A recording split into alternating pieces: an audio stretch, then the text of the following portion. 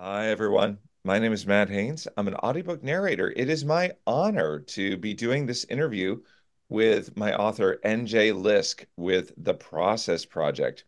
I've had the privilege of just having completed a project with NJ, and I'm going to follow up and ask her about her process. By the way, folks, officially, this is not the brand of the Matt Haynes narrator voice because Matt Haynes right now has COVID. Fortunately, COVID is not going to be transferred to NJ across the pond. So, if you hear a little bit of a frog in my throat or see me sipping from my water, that's what's going on. Mm. NJ, just for the audience, can you talk about can you say the title of your book and what it deals with? Sure. The book is called Omega Under the Moon, and it's the story of three best friends who go off to the woods for a camping trip because they have just finished secondary school, as we call it in England. And, and it's the full moon, and they're werewolves. And boom, heat happens, which for people who don't know anything about the Omegaverse, that means um, they go into heat.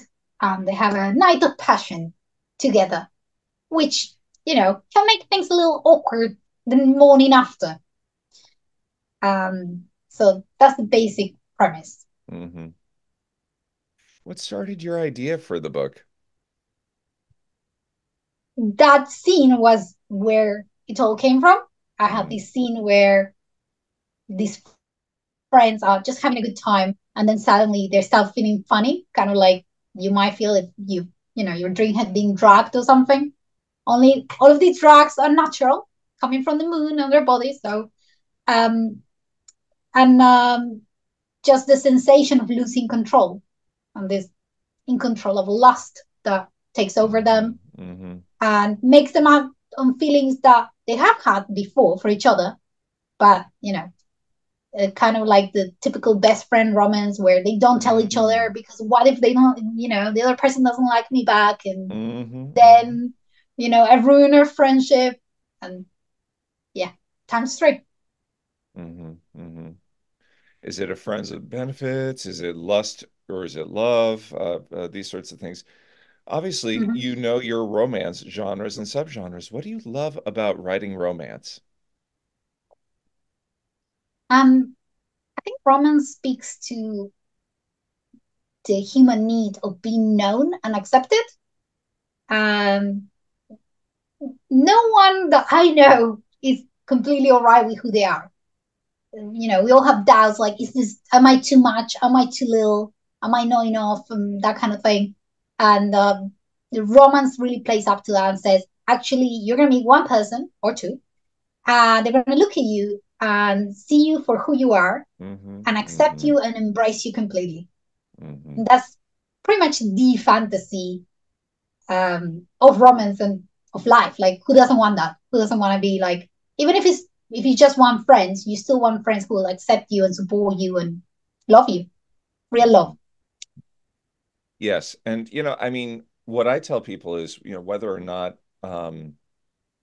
it manifests as a romantic relationship, it's a metaphor, in my opinion, for really accepting oneself and really accepting one's ability to be loved and one's birthright to be lovable and to partake in the rest of the world.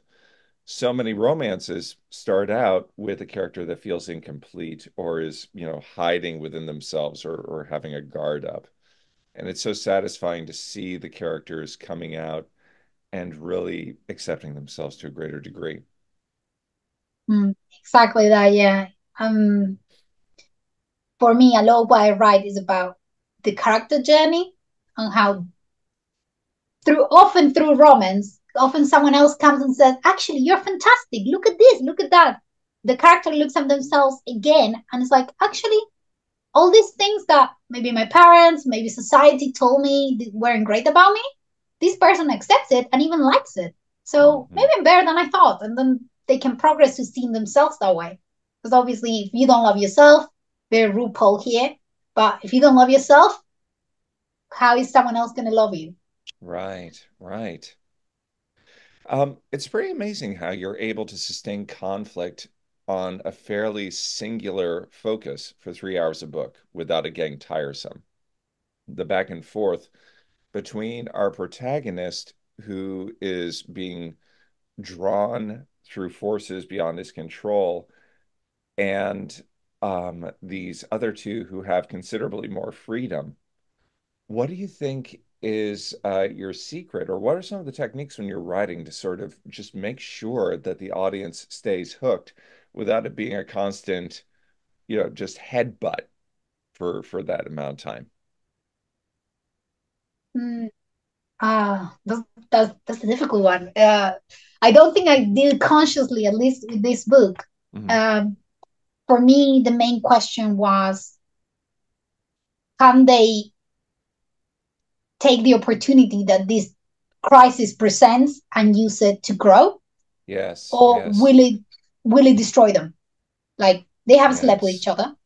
Uh, One of them, called the main character, who's become an Omega, he has to have a mate who's an Alpha. The other two are Alphas, so they could become his mates, but only if uh, they can all be honest about their feelings, and they can all be honest about, what's that gonna look like, what are we gonna do in the future, because as you say, the circumstances are very restrictive, especially for Cole. yes, And the other two have all this freedom.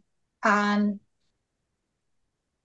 I think I really connect with the idea that some people have got all these restrictions in life. And this is definitely a metaphor for lots of things. yes, yes, So in the story, Cole is dyslexic, and that is how society already has labeled him as different and less. And now he gets another one. Now he's an Omega. Now he's got this. He's always something with him that doesn't let him be free and make his own choices. And the good thing in the story is that the other two characters, his friends, support him throughout the process of him accepting that actually I'm okay. This thing I am, I'm okay. I can still, find a way to be happy within these restrictions. Um, So I guess it's a question that I ask myself all the time. So hopefully it yes, did yes. sustain tension because I'm very interested. Yes, and it comes across because it really does come in layers in terms of his move, their move, his move, their move. Um, what do you and that takes us very uh that takes us into a zone that um what do you consider some of your greatest strengths as a writer? Or, if feeling like that's too immodest territory, perhaps what do you find comes easy to you when you're writing? Mm, I think I would say dialogue is something that really flows for me. Hmm. And I can, people say they hear characters, but I feel like I am them and it flows through me. Yes, And when yes, I am writing and it's flowing, I know it's going to be good. And sometimes I get stuck because I'm like, no, I went somewhere. In this situation cannot happen. This is out of character. It's my own character, but it's out of character. This is not right. yes, yes, yes. So I think that's the psychology that you know that each character's got, and then how that translates into their words. It sounds like you've got just fantastic intuition and that you can channel these characters that you have in your head, that they're already very formed, that you already Mm. feel like you have them. There's not a whole lot of deliberate, I've got to make sure this character has this. I've got to make sure it's consistent. Okay, how do I try? It sounds like you really know these people. Yeah, I mean, if I meet them at any point in my life, and they turn out to be real, I'll be like, "Oh, you're that guy from the book I wrote." Ah, what are the things that are a challenge to you as a writer? Yeah, what are some things that you find yourself working out or challenging yourself with, as you continue the craft and continue the career? That's really hard for me is descriptions Mm, because I have very little, a very small, it's called diminished ability to visualize. So I don't actually remember faces in particular. Like even my family's faces, they're a bit of a blur. So because I don't remember, when people describe them in books, I kind of skim. I'm like, go, yeah, yeah, okay, yeah, he was blonde, whatever. I want to know what he was feeling. I don't care about that. So when I write, I have to make sure I've had to go back to the beginning of a manuscript and literally add a description. And it's a mhm. romance novel, so it's important to sometimes, at some point mention what the characters look like, but I forget. Yes. And I tend to be, I can forget that they're standing or sitting and stuff like that all the time. Yeah. Yeah. It's yeah, and that's something where sometimes when I'm collaborating with people, I'll, as I'm communicating with them, I'll be like, well, it was all clear to me in my head. Why wasn't it clear in you? Oh, okay, because you didn't know that I was imagining this the whole time. I didn't communicate that. Oh, go figure. Yeah, Um, well, NJ, thank you so much. And I really do believe that when we create and when we create from the heart, the world just gets all the more circulation of positivity, and goodness knows the world could use that. Everybody, I'm definitely. yeah, yeah.